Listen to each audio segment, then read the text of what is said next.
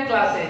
Last class में हम लोगों ने अवतल दर्पण, उत्तल दर्पण, समतल दर्पण के उपयोगों के बारे में अध्ययन किया था। अगर आपने वो वीडियो नहीं देखा है तो उसे जरूर देखें। आपको अच्छा लगे तो उसे लाइक करें और अधिक से अधिक शेयर करें। यदि आप हमारे चैनल पे नए हैं तो इसे सब्सक्राइब कर लें, जिससे आने वाले वीडियोज आप तक सबसे पहले पहुंच सके।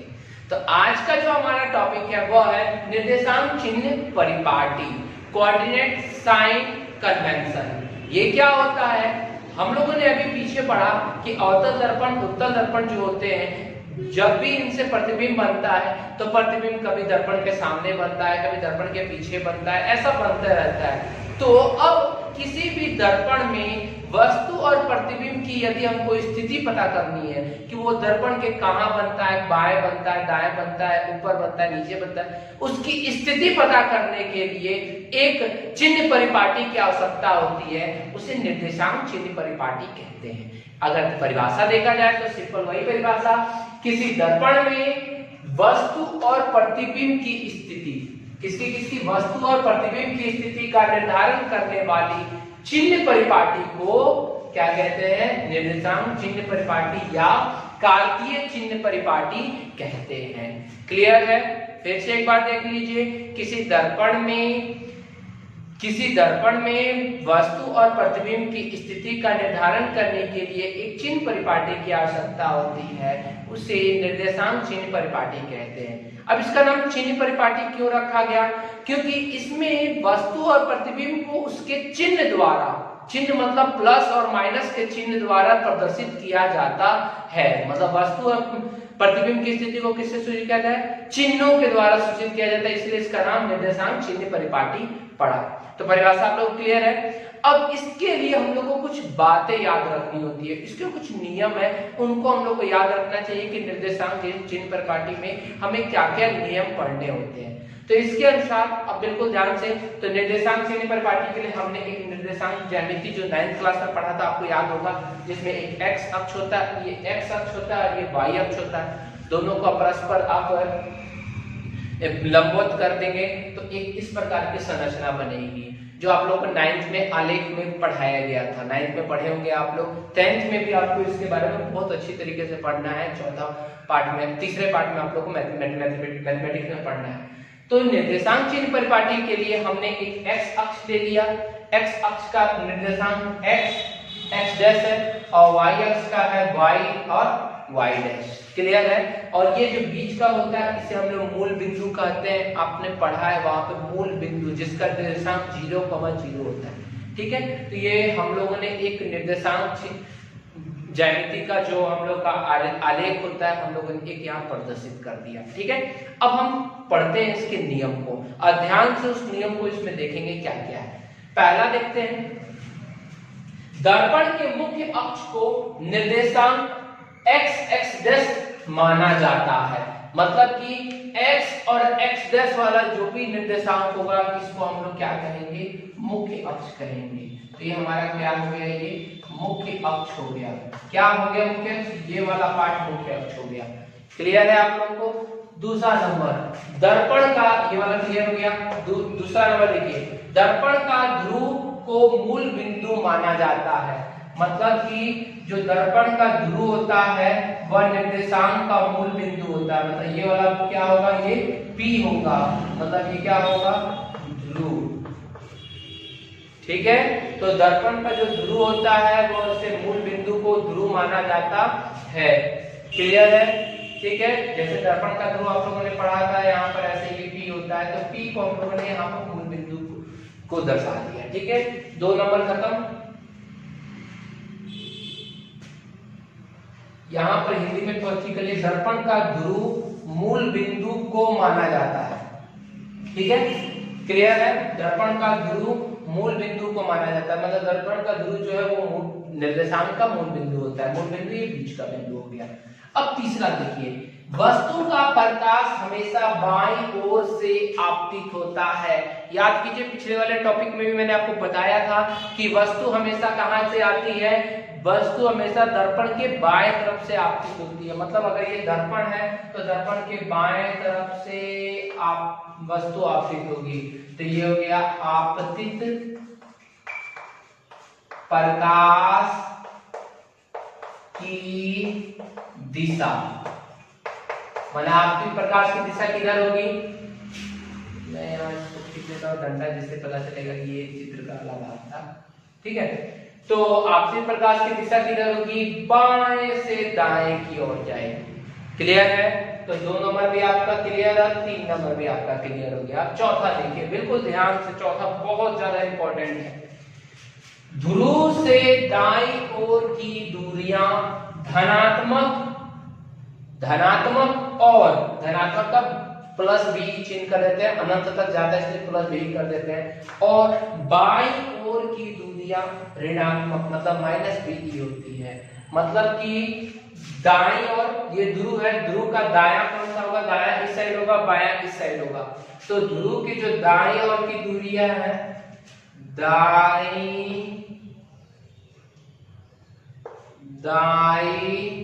ओर की दूरी वो किसमें हम लोग को लिखना है, वह हमेशा किसमें रहेगी, प्लस बीई में रहेगी। किसमें रहेगी, प्लस बीई में।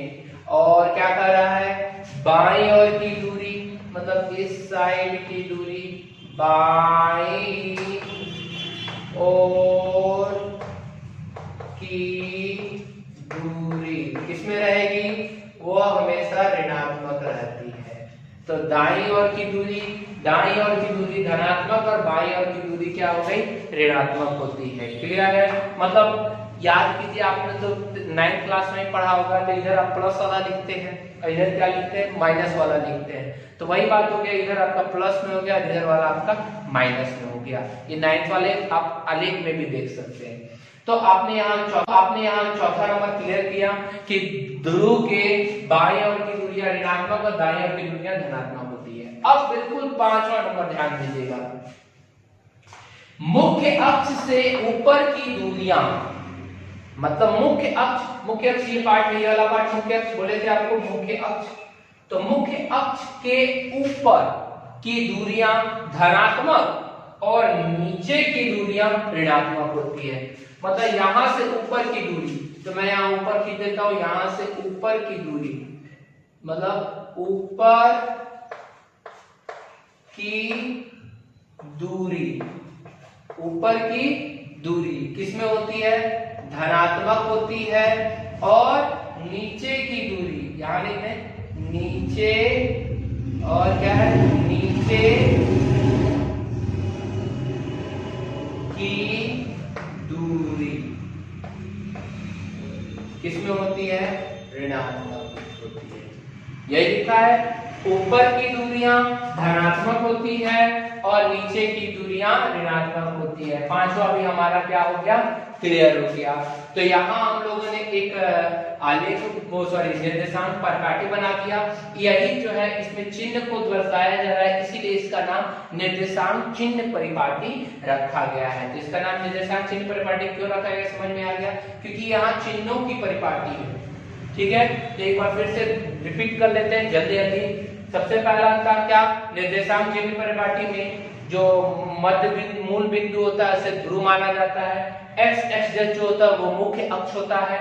यहाँ से P से दाएं ओर की दूरियां धनात्मक, P से बाएं ओर की दूरियां ऋणात्मक होती है।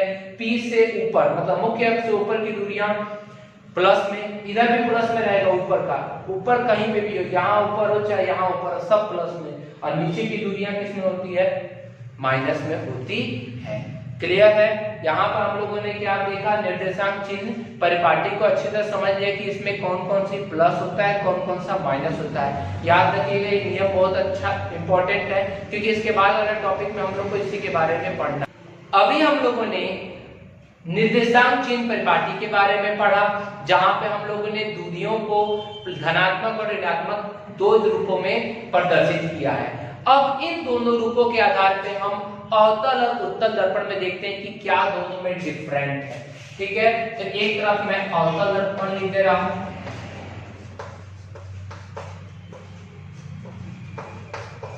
और एक तरफ मैं उत्तल दर्पण लिख दे रहा हूं। ठीक है, अब इन दोनों दूरियों के लिए हम लोग इन दोनों में बात करते हैं। पहला अवतल दर्पण में देखते हैं, तो अवतल दर्पण कैसा होता है, तो ऐसा होता है, ये ऐसा जाता है, ये हो गया हमारा P, ये हो गया C, ये हो गया F। और उत्तल दर्पण कैसा होता है? ऐसा होता है। याद है ना आप लोग को? P, P, F, C, ऐसा ही होता है।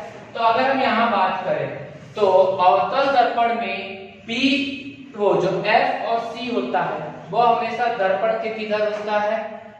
ध्रुव के बाईं ओर होता है। और उत्तल दर्पण में जो P और F होता है वो ध्रुव के कहाँ होता है? दाईं ओर होता है। अब यहाँ देखते हैं निर्देशांक चिन्ह परिपाटी के अनुसार, तो क्या हो जाएगा? अवतल दर्पण की फोकस दूरी, क्योंकि F इस साइड है तो फोकस दूरी भी इसी साइड होगी, छोटा है। फोकस दूरी मतलब छोटा f क्या होता है? और C साइड है तो PC क्या हो जाएगा? वक्रता त्रिज्या क्या होती है? ऋणात्मक। वक्रता त्रिज्या क्या होता है? R। क्या होते हैं? ऋणात्मक होते हैं। ठीक है, फिर से एक बार देख लीजिए। अवतल दर्पण में P और F और C बाईं ओर होता है, जिसके कारण अवतल दर्पण की फोकल दूरी और वक्रता त्रिज्या ऋणात्मक होते हैं। और जबकि इस साइड देखा जाए तो उत्तल दर्पण में F और C हमेशा दाईं ओर होता है, इसलिए उत्तल दर्पण की फोकस दूरी पढ़ा था आपने, छोटा f होता है। फोकस दूरी और वक्रता त्रिज्या दोनों क्या होंगे? यहाँ ऋणात्मक है इस साइड है तो ये वाले इस साइड है तो क्या हो जाएगा? इस साइड आपका देखिए धनात्मक होगा। दोनों क्या होते हैं? दोनों धनात्मक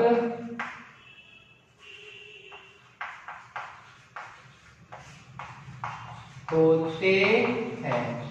तो याद रहेगा आप लोग को, क्या याद रहेगा? कि अवतल दर्पण में जो ध्रुव मुख्य फोकस और वक्रता केंद्र होता है वो हमेशा बाईं ओर होता है, इसलिए इसका फोकस दूरी और वक्रता त्रिज्या दोनों क्या होते हैं? ऋणात्मक होते हैं। और उत्तल दर्पण में यह हमेशा दाईं ओर होता है, इसलिए इनकी फोकस दूरी और वक्रता त्रिज्या दोनों क्या होते हैं? धनात्मक होते हैं। तो यहाँ पे हमारा जो टॉपिक है निर्देशांक चिन्ह परिपाटी समाप्त होता है। इस टॉपिक को बिल्कुल अच्छी तरह से कीजिएगा, क्लियर अच्छी तरह से आप लोग कर लीजिएगा, क्योंकि इसके बाद जो कल आप लोग को टॉपिक करना है वह है दर्पण सूत्र। और दर्पण सूत्र बहुत ही बड़ा है, भारी है, इसलिए आप लोग इसको पहले पूरा कर लीजिएगा तो भी उसको समझ पाइएगा। इसका अच्छी तरह से आप नोट्स बना लीजिए, उसको जब हम पढ़ेंगे, क्योंकि वो आपका 5 मार्क्स में आया हुआ क्वेश्चन है आपके बोर्ड एग्जाम में, तो आप उसको बिल्कुल अच्छी तरह करेंगे। तो पहले आप इसको पूरा जल्दी कर लीजिए, फिर नेक्स्ट में हम लोग मिलेंगे, उसको बनाएंगे। ठीक है, अगर आपको ये वीडियो अच्छा लगे तो इसे लाइक करें, अधिक से अधिक शेयर करें।